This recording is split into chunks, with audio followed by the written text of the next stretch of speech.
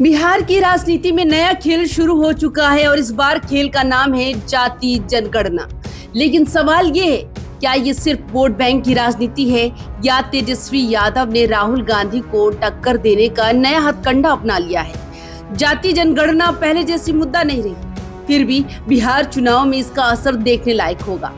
2023 में राहुल गांधी ने इसे मुद्दा बनाने की कोशिश की थी, लेकिन अब केंद्र की बीजेपी सरकार ने खुद जाति जनगणना कराने का फैसला कर दिया है। तो फिर तेजस्वी यादव का बयान क्यों आया? क्या ये जवाब राहुल गांधी को या फिर अपनी दबंग राजनीति दिखाने का तरीका है? 2 अक्टूबर 2025 को सोशल साइट एक्स पर तेजस्वी यादव ने लंबा पोस्ट लिखा।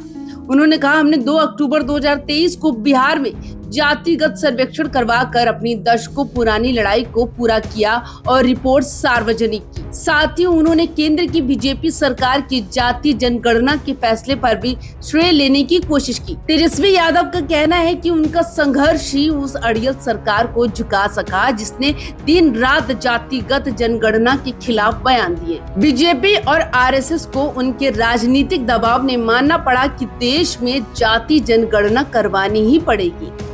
अब बिहार की सियासत में लड़ाई की आग फिर से भड़क रही है। राहुल गांधी और तेजस्वी यादव की झड़प नए मोड़ पर है। जहां राहुल गांधी वोटर अधिकार यात्रा और शिक्षा न्याय के मुद्दों पर जनता को भरोसा दिला रहे थे, वहीं तेजस्वी यादव अपनी बिहार अधिकार यात्रा के माध्यम से वही खालीपन भरने की कोशिश कर रहे जो राहुल गांधी की यात्रा में रह गया था। मुहावरे की बात करें तो जहाँ चाह है वहाँ राह है। तेजस्वी ने इसे सच कर दिखाया और पीछे पीछे राहुल गांधी। तेजस्वी यादव ने अपने पोस्ट में साफ कहा, आरक्षण की सीमा 50% पार नहीं होने तक की लड़ाई जारी रहेगी। राहुल गांधी ने संसद में कहा था कि मोदी जी को जातिगत जनगणना करवानी ही पड़ेगी। अब दोनों नेता जनता के सामने अपनी वर्चस्व की लड़ाई में उतर चुके हैं। जैसे पुरानी कहावत है, बिल्ली के गले में घंटी, कौन किस पर आगे बाजी मारेगा ये देखना दिलचस्प होगा। लेकिन राजनीति के इस चेस बोर्ड पर एक बड़ा सवाल है, क्या तेजस्वी यादव का ये बयान महागठबंधन में दबाव बनाने की कोशिश है या फिर ये सिर्फ मीडिया और जनता के सामने खुद को दबंग दिखाने का खेल है?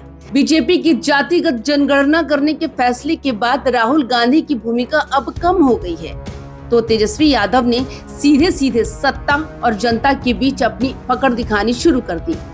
कौन किसका मुंह देख रहा है, ये कहावत इस सियासी ड्रामे पर पूरी तरह फिट बैठती है।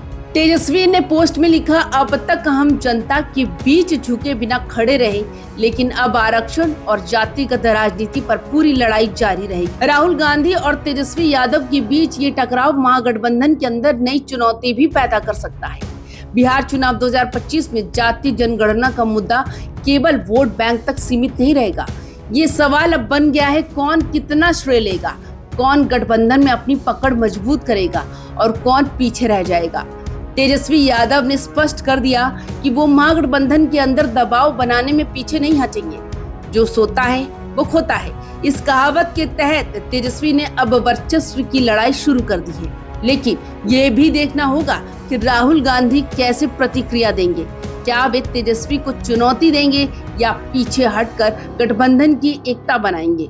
सियासी पंडित कह रहे हैं, ये तो सिर्फ शुरुआत है, असली खेल अभी शुरू होना बाकी है। तो सवाल ये है, क्या तेजस्वी यादव की ये प्रेशर पॉलिटिक्स महागठबंधन को मजबूत बनाएगी या दरारें पैदा करेंगी? क्या राहुल गांधी पीछे हटेंगे या मैदान में उतरेंगे?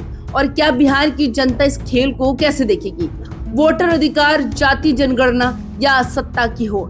दोस्तों, बिहार की राजनीति में अभी बहुत मोड़ आने बाकी है। जाने माने कहावत की तरह जो तेज चलता है वही जीतता है। देखना होगा कौन कितना आगे बढ़ता है। रहिए हमारे साथ, जुड़े रहिए यंग भारत के साथ। वीडियो पसंद आए तो लाइक शेयर भी जरूर करिए। चैनल को सब्सक्राइब करना बिल्कुल भी मत भूलिए।